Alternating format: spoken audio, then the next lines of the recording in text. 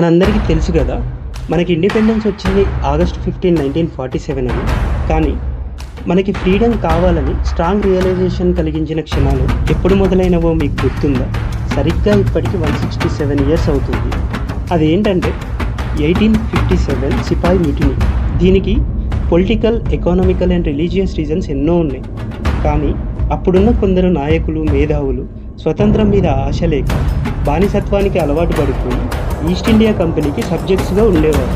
అయితే 1856లో ఇంట్రడ్యూస్ చేసిన Enfield P53 రైఫిల్లో ఆవు, పంది, కొవ్వు పూసిన బుల్లెట్స్ని సిపాయిలకిచ్చి వాడమనేవారు. అయితే అప్పటికే ఈస్ట్ ఇండియా కంపెనీలో 85% ఆఫ్ ద సోల్జర్స్ మన ఇండియన్సే ఉండేవారు. అయితే అప్పటి వరకు బ్రిటిషర్స్ ఫార్మింగ్ పైన అధిక ట్యాక్సెస్ వసూలు చేసినా భరించినారు, కలర్ డిస్క్రిమినేషన్ చేసినా భరించినారు. కానీ మన నమ్మకాల మీద దెబ్బ కొట్టినప్పుడు మాత్రం భరించలేకపోయినాం. ఎందుకంటే ఆవనేది మనకు దైవంతో సమానం కదా. అలాంటి సర్కమ్స్టాన్సెస్లో మార్చ్ 29, 1857 రోజు ఏ సోల్జర్ రివోల్టెడ్ అగెన్స్ట్ బ్రిటిషర్స్. దీనికి కారణం ఎన్ఫీల్డ్ P53 రైఫిల్లో యూజ్ చేసిన బుల్లెట్స్. అతని పేరేంటంటే మంగల్ పాండే. అతన్ని ఉరితీసిన విషయం, దానికి కారణం చాలా త్వరగా స్ప్రెడ్ అయింది దేశమంతా.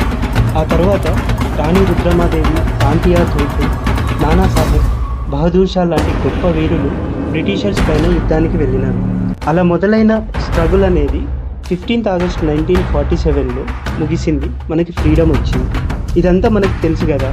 అయితే తెలంగాణ అనే సెపరేట్ స్టేట్ 2nd జూన్ 2014 వచ్చింది అని మనందరికీ తెలుసు. కానీ ఎక్కడ మొదలైంది, ఎందుకు మొదలైంది అనేది మీకు తెలుసా?